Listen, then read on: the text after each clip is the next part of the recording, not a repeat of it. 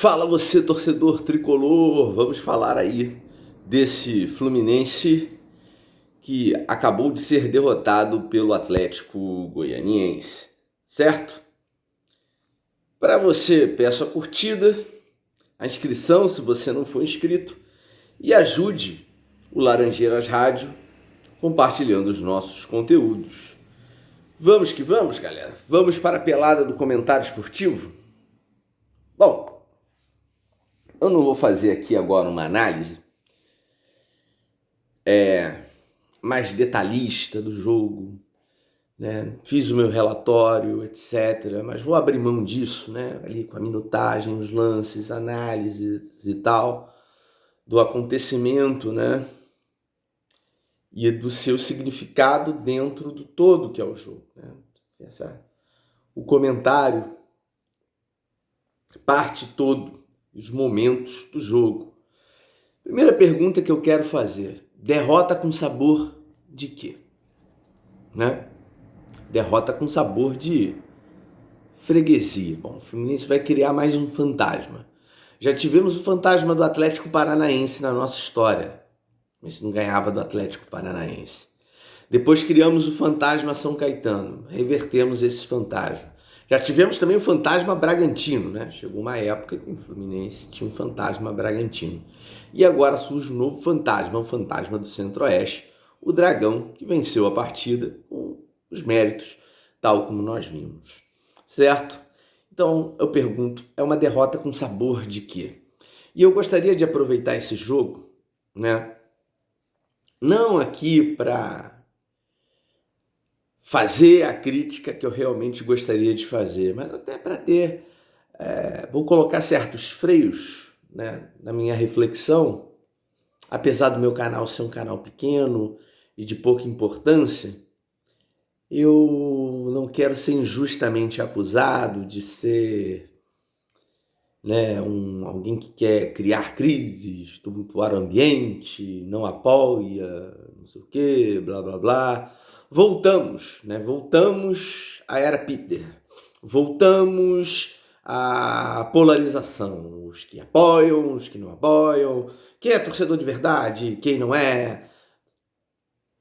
A verdade é que nós todos somos torcedores, né? De tal modo que o problema do Fluminense não é e não será as divergências políticas daquele grupo político, situação, oposição, como qualquer instituição, né? O Fluminense tem a sua política. Qualquer sindicato, mesmo uma empresa, tem lá, né, a sua política interna, né?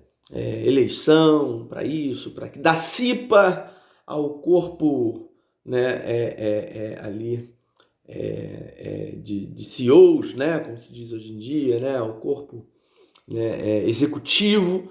Você tem lá entre os acionistas e tal, assim, muitas empresas têm isso, né, eleição. Lembra? O Celso Barros sempre participava lá das eleições na Unimed. Então, isso é normal, tinha situação, oposição, críticas, etc.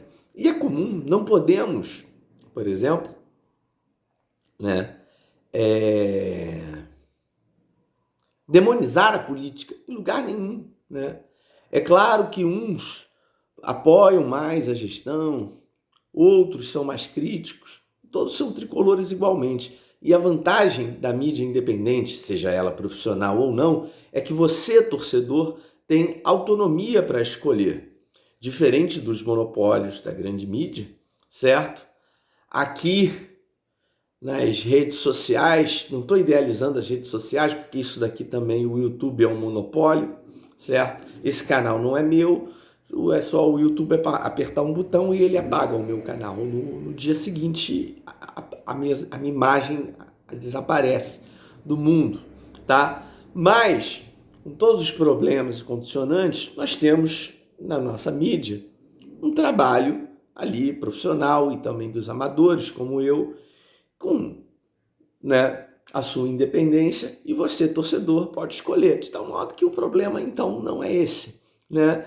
E outra, nós temos que parar com isso A primeira coisa que eu gostaria de dizer sobre o momento, parar com essa história do quem é torcedor de verdade, quem não é, quem atrapalha, quem ajuda. Não existe quem atrapalha, quem ajuda. As pessoas têm percepções, né? E uns apoiam mais, outros são mais críticos e tal. Eu procuro aqui sempre ficar no meio termo entre uma coisa e outra, num ponto de equilíbrio ali, numa espécie de justa medida da reflexão, não por ser chapa branca ou em cima do muro, mas é porque eu vejo coisas positivas nessa gestão, né? E mesmo os que são mais críticos, né? Também, né? E mesmo os que apoiam mais a gestão também fazem as suas ponderações, as suas ressalvas ao Fluminense atual, né? E, portanto, nós todos somos tricolores e eu, sinceramente, me chateio um pouco com esse clima de divisionismo, né? Por quê? Porque as pessoas perderam a percepção, né, nessa era de polarização, de que a divergência na política é uma coisa inerente ao próprio universo político, inerente à natureza da política em qualquer área. Mas o que importa é aquilo que nos une, né? Que é o bem comum, a ideia comum, o propósito comum. E nesse caso, o nosso propósito comum é o amor ao Fluminense Futebol Clube, pela sua história, pela sua tradição, por tudo que vivemos, né? Com nossos familiares, amigos, todas as pessoas com as quais nos relacionamos. Quanta gente nós conhecemos através do futebol, através do Fluminense, quantas amizades, né, nós não constituímos na arquibancada, nas redes sociais, numa conversa de bar, que são amizades e parcerias que são duradouras, e tudo isso graças a essa instituição centenária, né, extraordinária, que é o Fluminense Futebol Clube, que transcende e muito o universo do esporte, né? Que o esporte não tenha importância, o esporte é muito importante como elemento cultural, o futebol, né, é muito importante como elemento formador da nossa identidade nacional. Ontem, o nosso querido tricolor e cientista político do canal Brasil Independente, Felipe Quintas, fez aqui uma belíssima explanação sobre a história do Fluminense, a história do Brasil, analisou o Fluminense e o Brasil em paralelo no seu aspecto histórico, social, político, econômico, cultural e, né, fez aqui, né, simplesmente, né, uma magistral palestra, né, sobre a importância cultural do Fluminense e, portanto, é isso que amamos. Então, quando eu pergunto aqui, hoje estou fazendo uma longa introdução para falar do jogo, eu gostaria de dizer, então, aqui que, claro, eu não sou aí alguém que está querendo criar tumulto, aliás, não vejo ninguém querendo criar tumulto, não. E também não vejo ninguém chapa branca também, isso não existe. As pessoas possuem convicções diferentes e é isso, e todos nós somos tricolores. E, portanto, aqui, pelo menos no Laranjeiras Rádio, não vai vigorar uma mentalidade divisionista. Vai vigorar, sim, a análise e a crítica justa. Entrando na partida, gente, duas coisas. Uma, eu escrevi no meio da minha última crônica, né, na minha coluna, no portal Explosão Tricolor, que, aliás, é sempre o canal que eu recomendo para informação, para jornalismo de opinião, para análises técnicas, né, para cobertura do Fluminense, tanto do dia a dia, do campo, finanças, sempre com uma qualidade técnica extraordinária, exemplar, né, também os programas que eu não participo mais por conta de agenda, né? Por exemplo, para mim é muito difícil fazer um pós-jogo, né? Ficar de trabalho, acordar 4 da manhã no dia seguinte, de repente, né? Eu tô assim, poucos dias em que eu posso fazer uma live e tal, fazer um tempo, mas assim, sempre recomendo também o YouTube, né, a produção audiovisual, lá a mesa redonda da galera, que deve estar rolando agora, daqui a pouquinho vou terminar de gravar aqui para programar e vou assistir lá o pós-jogo da galera comentando, mas o que acontece? Eu escrevi isso na minha última coluna, em que eu pedi a leitura de vocês. O conto dos Pontas Curupiras. De novo, eu não sei porque há, desde o Odair Hellmann, essa insistência, né? E do Kaique, que jogou hoje, né? E do menino Gabriel Teixeira, são dois jovens, talentosos, o jogador que faz um contra um, que tem um drible, que é capaz de numa jogada individual, numa jogada de talento, desarrumar o sistema defensivo adversário, que tem a qualidade técnica, os jogadores convergem para meia.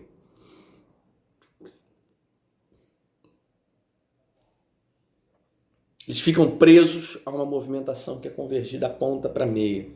Isso é uma estratégia de domínio da intermediária do adversário? Ok. Notícia.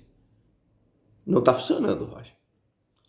Vai abrir ali o corredor para a subida do lateral e uma tabela, ou de repente, né, nessa convergência aí vem um Nenê e um ponta subindo com o lateral para fazer a triangulação e tal, e sair a jogada, para tentar ensaiar uma pressão, fazer a jogada de fundo, de flanco. Não aconteceu. E quando os pontas chegam no fundo, eles chegam com a perna curupira, com a perna errada, e geralmente a jogada não acontece. Em diversos momentos o Biel tenta alçar essa bola com a perna direita e fracassa, é interceptado.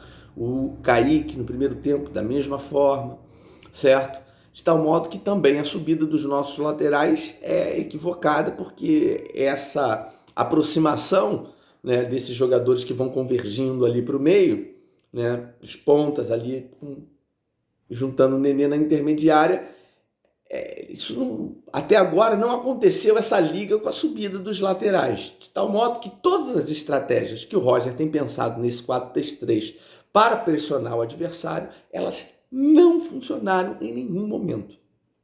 De tal modo que, quando perdemos a bola, sempre estamos expostos, né, a um contra-ataque adversário que tem aquele buraco no meio de campo e vai correndo Martinelli, Iago, que além de ter que avançar para construir, o Iago sai mais para o jogo, né, o Martinelli, além de armar a jogada vindo de trás, eles dão um combate ali num espaço infinito, porque a volta, né, quando o Fluminense sobe desse jeito e perde a bola, porque é previsível, porque não tem movimentação, porque não tem dinâmica, né, porque não tem uma aproximação, uma tabela, os jogadores ficam presos, encerrados, ancorados em posição e faixa de campo, e jogadores talentosos, que tem o drible, que tem o chamado 1 contra 1, como o Kaique, como o Gabriel Teixeira, eles são facilmente anulados pela marcação adversária. Foi o que aconteceu o tempo todo. E de novo, eu insisto. Por que o Roger insiste num sistema de jogo, numa estratégia de jogo que empiricamente, para a visão de todos que tem, assim, dois neurônios futebolísticos funcionando, né? Todo mundo consegue chegar a essa constatação que eu estou chegando. Eu fiz até uma mesa de botão sobre isso. E de como isso é dispendioso. E aí entra o meu segundo ponto. Por quê? Porque sem a bola a gente tem que recuar muito. E aí a gente mata o potencial desses jogadores de lado de campo com talento. Tanto, né, nessa coisa deles afunilarem para o meio quando a gente ataca, tanto nessa volta para poder fechar os espaços. E eles viram secretários de lateral e nós somos pressionados, sem qualquer desafogo. E o que pesa muito também é que ali o primeiro combate do Fred, do Nenê, ele simplesmente não funciona.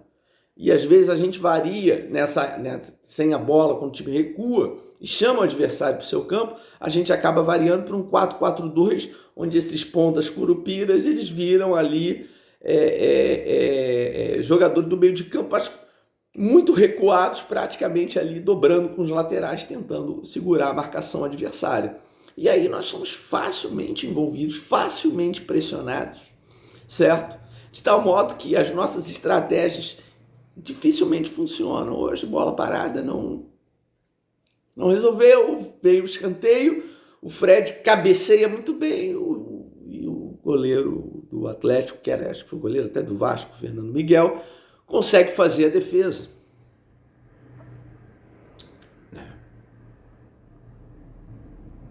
Bom, acho que eu estou levantando aqui duas questões, vou levantar a terceira, duas questões que são pertinentes, tá?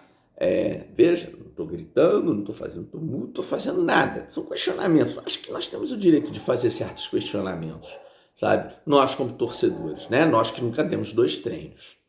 O terceiro ponto é, hoje, estourou o Calegari. Entrou o Samuel, que tinha estourado, estourou de novo. E eu já venho levantando essa bola aqui, já venho discutindo isso aqui, além de não ter uma equipe mais ou menos azeitada do ponto de vista tático, uma proposta de jogo, um conjunto bem definido, azeitado, certo? Nós não temos também, dentro desse conjunto, uma equipe, né, bem preparada. Meio do ano ainda tem gente sem ritmo de jogo, fora de forma. Caso de Ganso, Bobadilha, Casares, próprio Wellington. Jogadores que poderiam estar ajudando, mas... E eu estou falando, será que não é a hora de sentar mais com a fisiologia? Claro que o Roger deve fazer isso, deve ouvir muita fisiologia, que hoje é importante. Não que o futebol seja uma ciência, mas cada vez mais a ciência é aplicada ao futebol, e eu já escrevi isso também lá na minha coluna no Explosão. Não seria necessário rodar um pouco mais esse elenco no Brasileiro? Usar um pouco mais o elenco? Dar mais rodagem para alguns jogadores? Quilometragem para alguns? E um pouco mais tempo de recuperação para outros? Porque o elenco esse ano está mais forte, está mais encorpado, é mais ou menos nivelado. Porque hoje, nitidamente, o segundo tempo do Fluminense foi de uma queda física. Como aconteceu contra o Cuiabá. O time caiu fisicamente. E já dali eu vinha falando, será que não é melhor poupar? Ou, para usar os eufemismos do senhor Roger Machado, será que não seria melhor fazer uma rodagem, usar mais o elenco?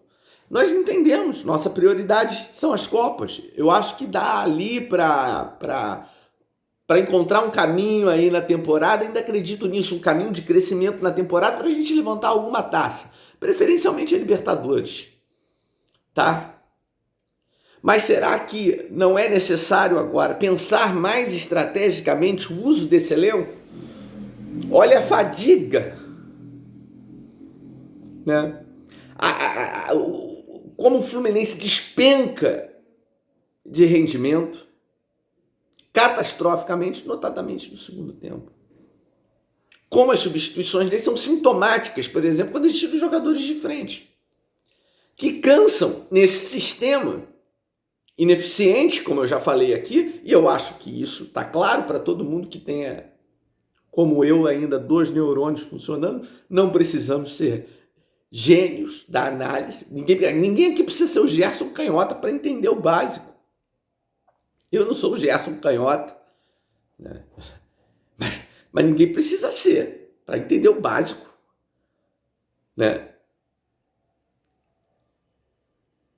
Que de repente é necessário maior rodagem ao elenco, como ele diz, e que esse sistema de jogo precisa ser repensado porque ele é ineficiente em vários aspectos, desgasta as peças, né? E o calendário já ajuda, que é horrível esse calendário, que eu critico há muito tempo, antes da pandemia. Desgasta as peças, anula o potencial dos jogadores em funções pouco compatíveis com a característica dos jogadores, Biel e Kaique como secretários de lateral, ou então convergindo para o meio para cair na marcação do adversário facilmente, no lugar de usar, de repente, o Kaique na esquerda para fazer o fundo. Um Luiz Henrique, quando entra, não para jogar na ponta, mas para jogar pelo lado do campo um pouco mais recuado, porque ele é forte, vindo com a bola dominada de frente, para usar a velocidade, sua força, né? O seu jogo físico, de imposição física. A inocuidade das substituições do Roger Machado, né? Que nunca mudam o panorama do jogo, mas são sempre previsíveis, a mesma coisa. A gente já sabe o que ele vai fazer, sem todo mundo já sabe. Né? Ele é incapaz de mudar o jogo com o banco que tem, ou mesmo com jogadores em campo, orientando, mudando o posicionamento, ali a depender da situação do jogo, que a gente chamava de leitura de jogo. Né? E parece nítido, mesmo para nós que não demos 2 treinos, que o Fluminense é deficiente em todos esses aspectos que eu falei. Estratégico, né, em termos do uso do elenco. Tático, e em consequência do primeiro e terceiro aspecto que eu mencionei aqui. O físico. E dentro disso tudo, um quarto elemento que amarra tudo, que é uma certa incapacidade do treinador de fazer a leitura do jogo e da temporada e de pensar estrategicamente, né? Esse ano, que pode ser um bom ano para o Fluminense, e eu ainda acredito nisso e vou torcer por isso, certo? Porque eu vou te contar uma coisa, nós precisamos de uma taça. E ela pode vir nas Copas, de preferência na Libertadores. Sou Teixeira Mendes, o peladeiro do Comentário Esportivo.